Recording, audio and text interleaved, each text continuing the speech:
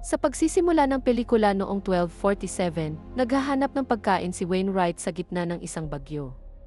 Matapos makakuha ng ilang berries mula sa isang lumang halaman, nakatulog siya sa lupa. Nang matapos ang bagyo, nagising siya at nakakita ng ilaw sa malayo.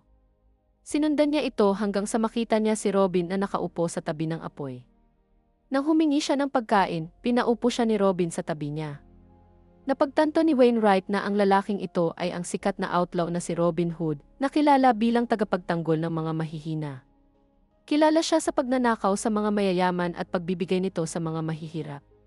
Pero sinabi ni Robin na puro kasinungalingan ang mga kwento tungkol sa kanya at isa lamang siyang mamamatay taong magnanakaw na pumapatay at nagnanakaw dahil natutuwa siya rito.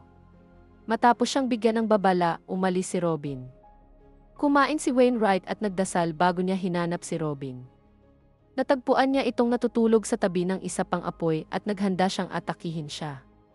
Pero sinabi ni Robin na gising siya at siya ang unang sumugod kay Wainwright.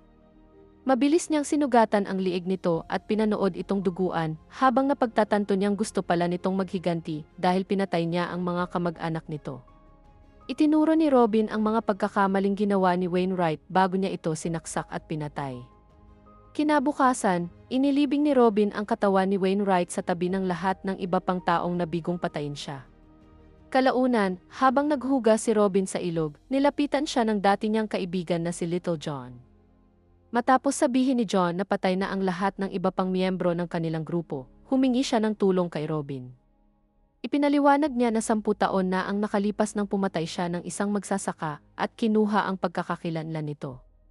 Simula noon, namuhay siya sa bukid kasama ang kanyang asawa at anak na babae. Kamakailan, nalaman ng mga kamag-anak ng tunay na magsasaka ang nangyari, kaya kinuha nila kay John ang kanyang pamilya at ang bukid. Sinubukan din nilang patayin si John, pero nakatakas siya. Ngayon, gusto niyang tulungan siya ni Robin na mabawi ang lahat.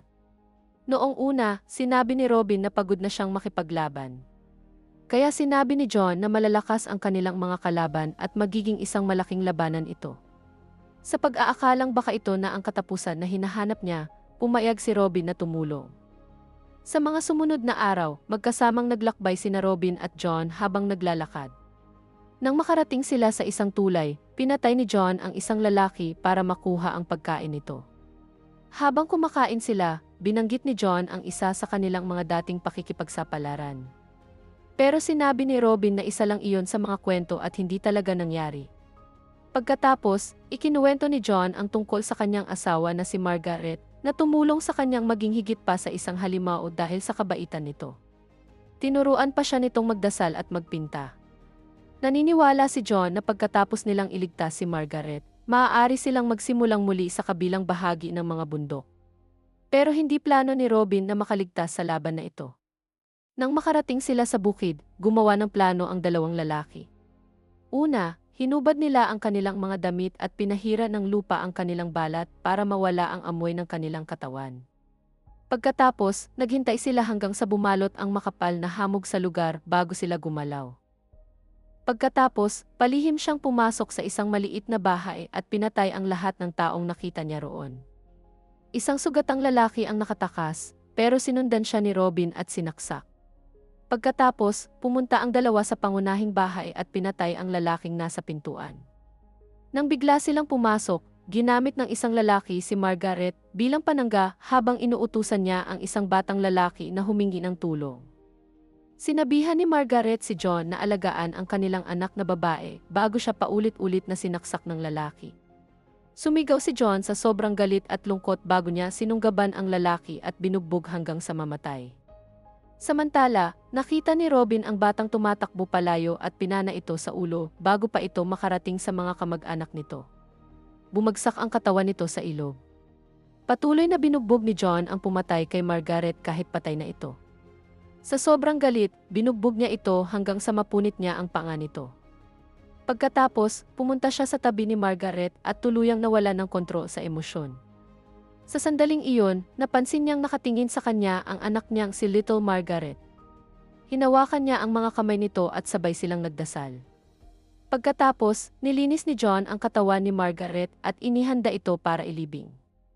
Samantala, Nasa labas si Shepherd Arthur, kasama ang kanyang mga tupa nang bigla niyang makita ang kanyang pinsan na may palaso sa ulo. Dinala ang bata sa bahay ng kanilang pamilya, kung saan siya namatay. Nagdasal ang matandang pinuno ng pamilya habang naghahanda para maghiganti. Nang gabing iyon, nagising si Robin dahil sa isang kakaibang ingay at nakita niyang sinunog ng pamilya ng tunay na magsasaka ang pangunahing bahay. Kinuha niya ang kanyang pana at mabilis na pinana ang isang lalaki.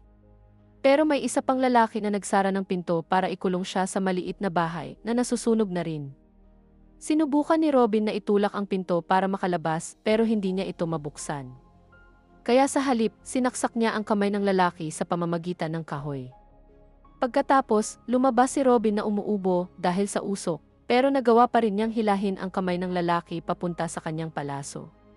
Nang subukan ni Robin na gumapang palayo, itinulak ng lalaki ang mukha niya sa putik. Kaya hinawakan ni Robin ang sugatang kamay nito at hinila ito sa magkabilang direksyon, dahilan para mapahiya o sasakit ang lalaki. Sinubukan ni Robin na tapusin siya, pero ilang beses siyang sinaksak ng lalaki gamit ang kutsilyo. Inagaw ni Robin ang kutsilyo at gumanti sa pagsaksak bago niya ito tuluyang pinatay sa pamamagitan ng pagpasok ng sulo sa bibig nito. Sa sandaling iyon, lumabas si John sa pangunahing bahay kasama si Little Margaret. Pagkababa niya sa bata, bumalik siya sa loob para kunin ang katawan ng kanyang asawa kahit binalaan siya ni Robin. Biglang dumating ang matandang pinuno ng pamilya at sinabi niyang gusto niyang patayin sina John at Little Margaret bilang kabayaran sa mga kamag-anak niyang namatay. Agad siyang hinarap ni Robin at nagsimula ang isang matinding laban. Parehong walang awa ang dalawang lalaki sa pag-atake sa isa't isa at mukhang nakalamang ang matandang pinuno. Matapos maagaw ang kutsilyo ng lalaki, sinubukan ni Robin na saksakin siya sa ulo. Pero naharang ito ng matanda at sa halip ay braso niya ang nasaksak. Pagkatapos, pinabagsak ng matanda si Robin at binali ang kanyang binti gamit ang kanyang pamalo. Hinampas din niya si Robin sa likod. Bago pa niya tuluyang basagin ang ulo nito, dumating si John sa likuran niya at siya ang unang pumatay sa matanda. Kinabukasan, isinakay ni na John at Little Margaret si Robin sa isang kariton. Karamihan ng oras ay walang malay si Robin, pero naaalala niya ang sakit ng isara ang kanyang mga sugat gamit ang mainit na bakal. Sumakay ang grupo sa isang bangka para makarating sa isang isla. Pagdating doon, iniwan ni John si Robin sa isang monasteryo.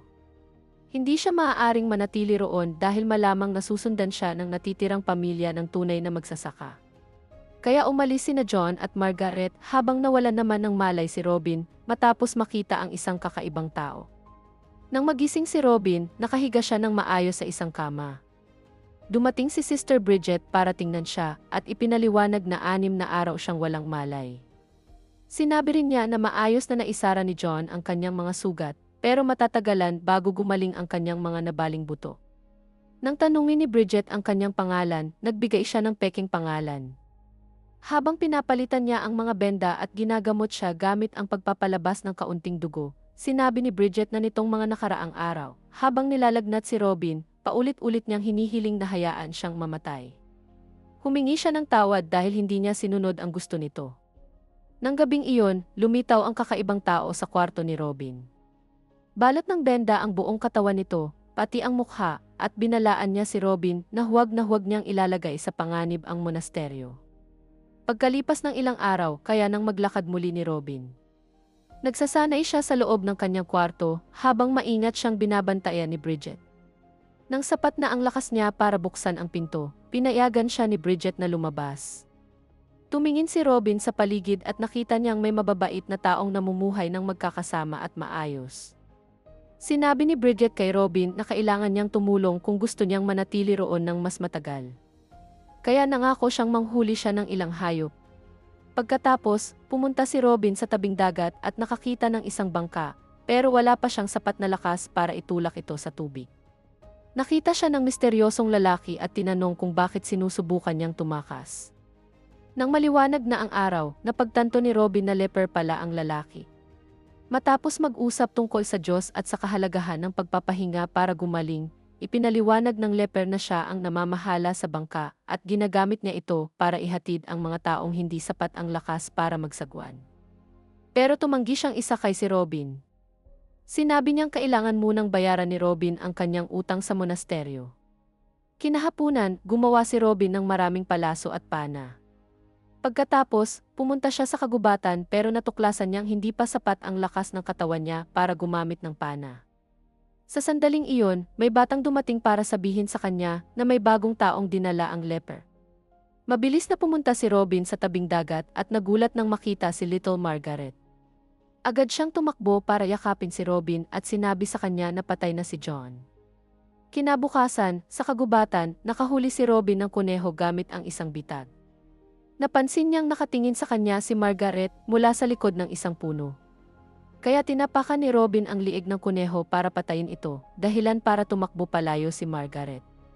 Nang bumalik si Robin sa monasteryo, tinanong niya ang leper tungkol sa nakaraan nito at tungkol sa paglalakbay nila ni Margaret. Pero sa halip na sumagot, tinuruan siya ng leper tungkol sa mga prutas na itinatanim nila. Kalaunan, pinalitan ni Bridget ang mga benda ni Robin at sinabi sa kanya na ayaw matulog, kumain, o magsalita ni Margaret. Sinabi ni Robin ang pangalan ng bata at napatay na ang mga magulang nito, pero wala na siyang ibang sinabi kay Bridget. Agad niyang napansin na nagsisinungaling si Robin, pero inalok pa rin niyang ipagdasal ang mga magulang ni Margaret. Ibinigay ni Robin sa kanya ang peking pangalan ni John at nagdasal si Bridget para sa kanya. Isang hapon, nakarinig si Robin ng mga sigawan at nakita ang isang batang duguan habang tumatakbo naman si Margaret na maihawak na kutsilyo. Sinubukan siyang pigilan ni Bridget, pero mabilis na nakatakas si Margaret. Ngayon, kailangan ng buong komunidad na hanapin siya. Sa tabing dagat, nakakita si Robin ng mga bakas ng paa at sinundan ang mga ito hanggang sa isang kuweba.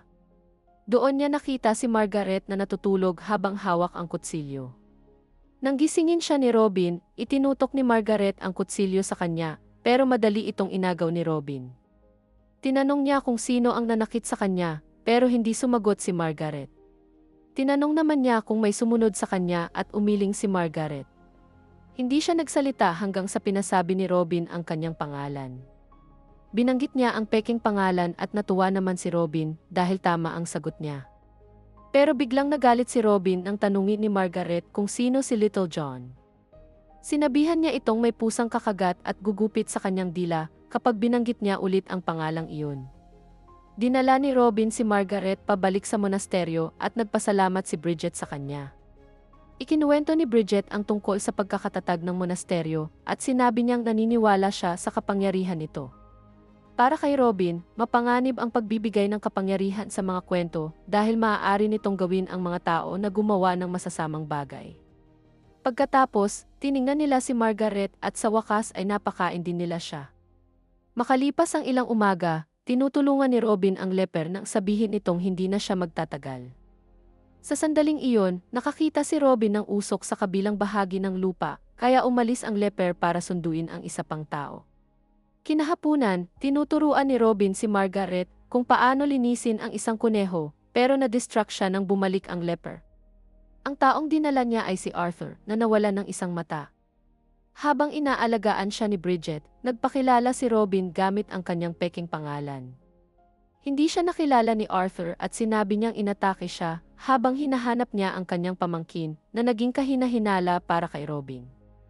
Kalaunan, tinuruan ni Robin si Margaret kung paano gumamit ng pana sa kagubatan. Tinanong niya kung kilala ba niya si Arthur o ang mga lalaking nanakit sa kanyang ama, pero sinabi ni Margaret na pinatakbo siya ng kanyang papa. Tinanong niya kung ano ang pangalan ng kanyang ama, pero tumangging sabihin iyon ni Robin. Sa halip, itinuro niya kay Margaret kung paano ayusin ang pana na ginawa niya. Mas gusto ni Margaret na si Robin mismo ang gumawa ng pana para sa kanya, kaya pumayag siyang gawan siya nito. Isang gabi, nakita ni Robin na umalis si Bridget sa monasteryo. Nagpasya siyang sundan siya. Pumasok si Bridget sa isang kuweba at nagsunog ng insenso bago gumawa ng isang bagay gamit ang kanyang kamay. Tahimik na pinanood ni Robin ang lahat mula sa dilim. Nang lumingon si Bridget, wala na si Robin. Samantala, mabilis na gumaling si Arthur at nagsimulang tumulong sa pamamagitan ng pagputol ng kahoy. Inihanda ni Robin ang mga kailangan para sa bagong pana at niyakap siya ni Margaret bilang pasasalamat bago tumakbo para makipaglaro sa ibang mga bata. Nang mapansin ni Robin na nakatingin si Arthur kay Margaret, sinabi niya rito na sumama sa kanya sa pangangaso. Sa kagubatan, maraming tanong ang itinanong ni Robin kay Arthur tungkol sa kanyang pamilya. Gusto niyang makasiguro kung sino talaga si Arthur. Hinayaan ni Arthur na tingnan ni Robin ang kanyang sugat at sinabi niyang mga magnanakaw ang gumawa nito. Sinabi naman ni Robin na maswerte siya dahil hindi buong ulo niya ang kinuha ng mga ito. Naputol ang kanilang pag-uusap nang dumating ang isang bata at sinabi na kailangan sila ni Bridget. Pagbalik sa monasteryo, iniwan ni Bridget si Robin kasama ang leper na humiling na makausap siya habang nasa huling sandali na ito ng kanyang buhay. Nagtataka ang leper kung narinig na ba ni Robin ang kwento tungkol kina Robin Hood at Guy of Gisborne. Inamin niyang alam niya ang tunay na pagkatao ni Robin. Sinabi ni Robin na isa lang itong kwento at walang Guy of Gisborne na totoong nabuhay. Pero sinabi ng leper na siya mismo si Guy at pinatunayan ito sa pamamagitan ng pagpapakita na wala na ang isang tainga niya na pinutol ni Robin noon. Hiniling ng leper kay Robin na protektahan ang monasteryo kapag wala na siya. Pinangako rin niya kay Robin na huwag kailanman sabihin kay Bridget kung sino talaga siya. Nang hapong iyon, nagsagawa ang komunidad ng libing para sa leper. Dahil ayaw ni Robin na maisinumang mula sa kanyang nakaraan ang sumira sa tahimik na lugar na ito, nagpaalam siya kay Bridget bago sumakay ng bangka papunta sa kabilang bahagi ng lupa kasama si Arthur. Ang dahilan nila ay may susunduin sila. Sa tabing dagat, napansin ni Arthur na walang ibang tao roon, kaya sinabi ni Robin na maghintay muna sila. Pagkatapos, sinabi ni Robin na nagsisinungaling si Arthur tungkol sa pangalan niya. Inamin ng bata na ang tunay niyang pangalan ay Godwin. Ipinaliwanag ni Robin na marami siyang pinatay noon, pero hindi natatapos ang karahasan dahil patuloy siyang hinahabol ng mga kamag-anak ng mga taong pinatay niya. Kaya napipilitan siyang patayin din ang mga ito. Ang paulit-ulit na paghihiganti ay isa lamang sumpa. Tuluyang nawalan ng kontrol si Godwin at inamin niyang ayaw niyang patayin si Margaret, pero kailangan niya itong gawin para sa kanilang angkan. Sinabi ni Robin na dapat ay kasama niya ang kanyang pamilya at pahalagahan ang buhay niya sa halip na pumatay para sa kanila. Kaya sinabi ni Robin kay Godwin na tumakas na siya, kung hindi ay siya mismo ang papatay sa kanya. Umalis si Godwin nang walang ibang sinabi. Pagbalik ni Robin sa monasteryo, nagpasya siyang sabihin kay Bridget ang tunay niyang pangalan. Tinawag niya ang sarili niyang isang halimaw. Dahil sa sobrang sakit ng nalaman niya, umalis si Bridget nang walang sinasabi at hindi niya narinig ang paghingi ng tawad ni Robin. Para hindi siya tuluyang malungkot, pinagkaabalahan ni Robin ang sarili sa pamamagitan ng pagtakbo papunta sa kagubatan at pagpatay ng isang ligaw na baboy. Ginugol niya ang buong araw sa paglilinis nito. Nang gabing iyon, sinabi ni Robin kay Bridget na aalis siya kung gusto nitong umalis siya. Sa halip, pinahiga lang siya ni Bridget para ipagpatuloy ang kanyang paggamot. Dumugo ang braso ni Robin sa isang lalagyan at hindi tinakpan ni Bridget ang sugat. Nagtaka si Robin kung pinapatay na ba siya ni Bridget. Matapos mag-atubili, binendahan ni Bridget ang braso niya at umalis. Kalaunan, pinintahan ni Bridget ang mukha ng lahat para makapagdiwang sila at makakain ng magkakasama sa tabi ng apoy. Pero bumalik siya sa kwarto at sinabi kay Robin na siya ang pumatay sa kanyang pamilya. Sinunog ang kanilang bahay at niyakap ng asawa niya ang kanilang mga anak para protektahan sila, pero namatay pa rin silang lahat. Dahil sa sobrang konsensya, walang sinabi si Robin. Pagkatapos, bumalik si Bridget sa kuweba para doon maglabas ng kanyang nararamdaman ng mag-isa. Nang makatulog si Robin, napanaginipan niyang nasa kwarto niya si John. Nangako si John na ililigtas niya sina Robin at Margaret mula sa monasteryo bago niya ikwento ang tungkol sa kanyang asawa. Natapos ang panaginip nang tumama ang isang palaso sa ulo ni John at nakita ni Robin na siya mismo ang nagpaputok nito. Kinabukasan, hinanap ni Robin si Bridget at sinabi niyang handa na siyang mamatay. Sinabi ni Bridget na ang buhay na ginugugol niya sa pagtulong sa mga tao ay naging posible dahil sa mga krimen ni Robin, pero hindi iyon tama sa pakiramdam niya. Hindi pa siya kailanman nakapatay ng tao at ang tungkulin niya ay tumulong lamang sa mga nangangailangan. Kaya sinabi ni Robin na ang pagkamatay niya ay magiging paraan din para makatulong siya kay Bridget. Bumalik sila sa kwarto at sinimulan ni Bridget ang paggamot, pero sa pagkakataong ito, hindi niya pinigilan ang pagdurugo. Sa sandaling iyon, nakita ni Robin si Margaret sa may pintuan. Kaya sinabi niya rito ang tunay na pangalan ni John at ikinuwento kung paano sila nagkita sa isang tulay maraming taon na ang nakalipas. Nang magbago ang isip ni Bridget at subukang takpan ang braso ni Robin, pinigilan siya ni Robin. Pagkatapos, pinangako niya kay Margaret na huwag kailanman sabihin sa kahit kanino kung sino ang kanyang ama. Kung hindi, hahabulin siya ng mga taong gustong maghiganti. Nang lumapit si Margaret, ibinigay ni Robin sa kanya ang bagong-bagong pana at tinuruan siya kung paano ito gamitin. Habang tinira ni Margaret ang pana, makikita natin si Robin sa kanyang huling paghina at wala na. At dito nagtatapos ang pelikula. Maraming salamat sa panonood.